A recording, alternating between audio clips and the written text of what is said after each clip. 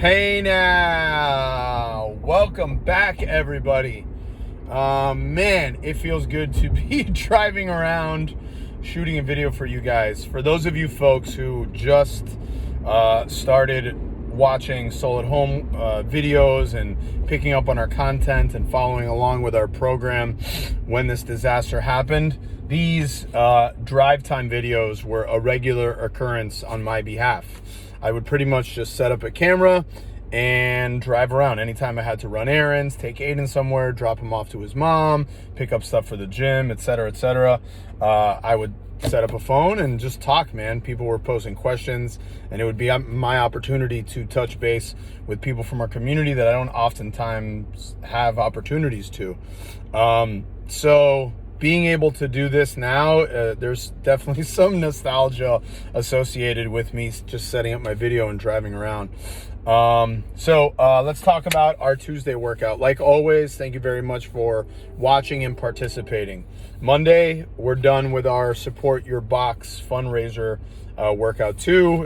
It was a couplet of burpees and double unders, I believe, with descending reps.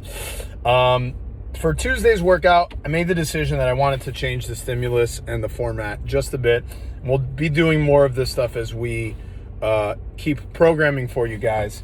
But it's a kind of a different style of a workout. It's more of a longer, slow grind than a high intensity piece. Now, if you notice, there's not like rest periods built in to the conditioning portion, and it is not your typical 30-minute long grindy piece, but it's something that I expect for you guys to move through with major intention and major focus to details, right? So there's a mixture of some carries, some dumbbell deadlifts, some dumbbell hang power cleans, and then some broad jumps, right? So let's dissect and look at each of these one by one.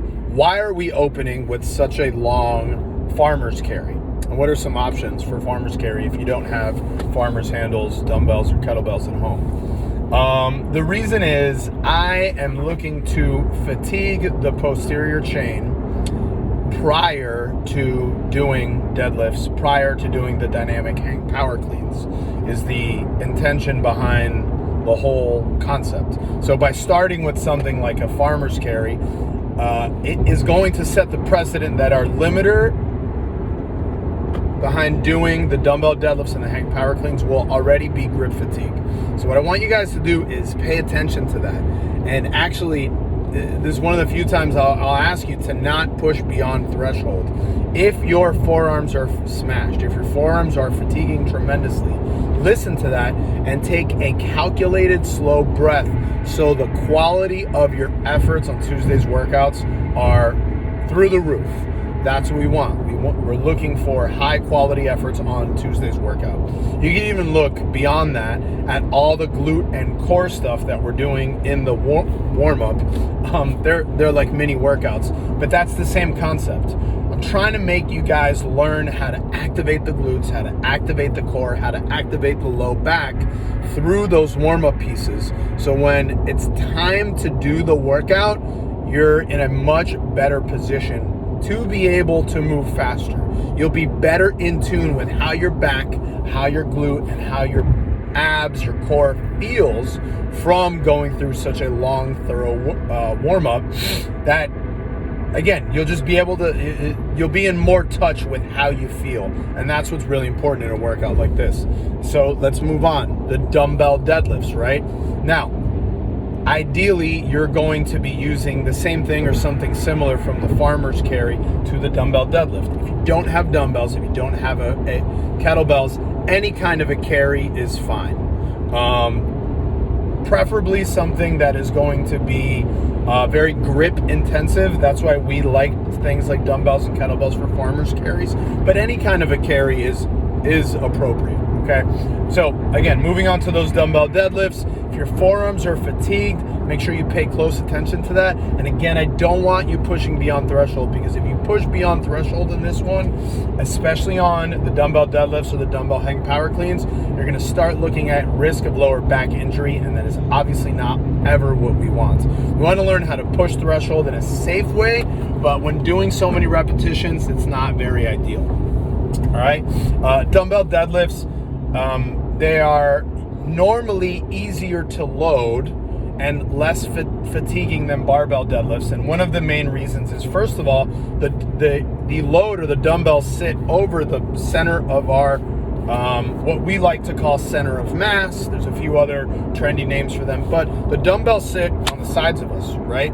So where is the center of mass? Well, our center of mass is as close to our core as we can get. And by that definition, when we have the dumbbells on the side of us, it's almost like a trap bar, and they're a lot closer to what our center of mass is.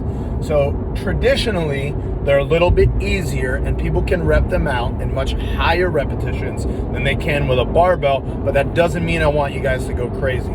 Pay very close attention to how your back feels. Make sure you're pushing the hips back.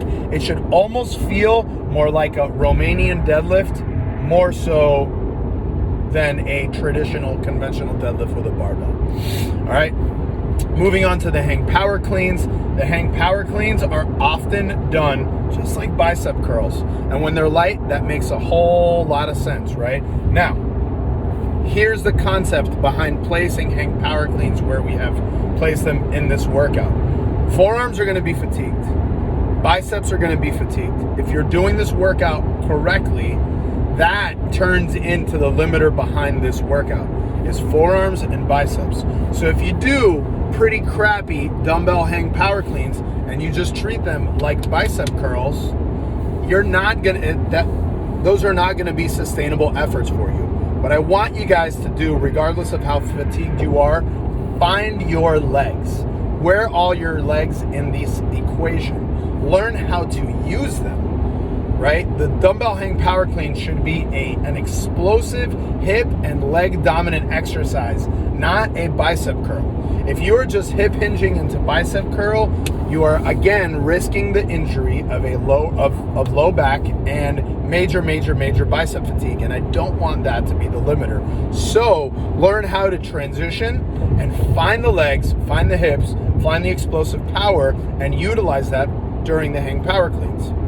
We're gonna close out this workout by doing broad jumps. Now, again, we normally design burpee broad jumps. We're trying to get more creative. You guys are doing a ton of burpees. There's no reason to do burpee broad jumps. So very simple, very straightforward 100-foot broad jumps. So again, you did the carries, you did the deadlifts, you did the hang power cleans, and we're gonna ask you jump all the way back to where the carry started. You're gonna walk back and pick up the dumbbells for more farmer's carries. Okay, that's the intention and that's the flow behind this workout. Now, once you get to that point of you doing the broad jumps, your legs are going to be fatigued, especially if you did those hang power cleans well. And once again, that is the intention. So if you look at how the workout is designed, it's split right in half, knowing that the lower back, the forearms, the biceps are going to be pre-fatigued, and now we're going to switch. We're going to make a change. We're going to force you guys to utilize more of the leg drive and more of the hip drive. That's the intention behind the workout. Okay, very good luck to you guys. As always, keep participating. Post your questions to the group, and I'll do as good of a job as I can to answer any questions that you guys have. Thank you. Good luck.